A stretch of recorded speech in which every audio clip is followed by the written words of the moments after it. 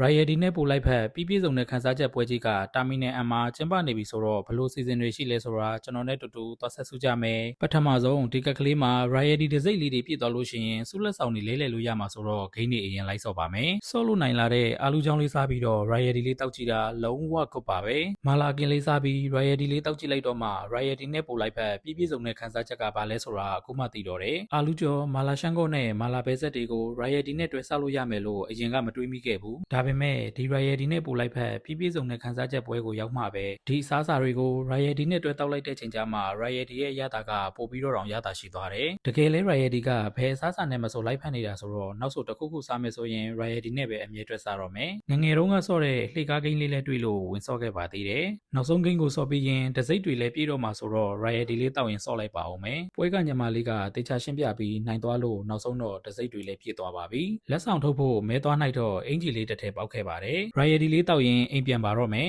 နောက်ဗီဒီယိုတွေမှာပြန်တွေ့မယ်တတာ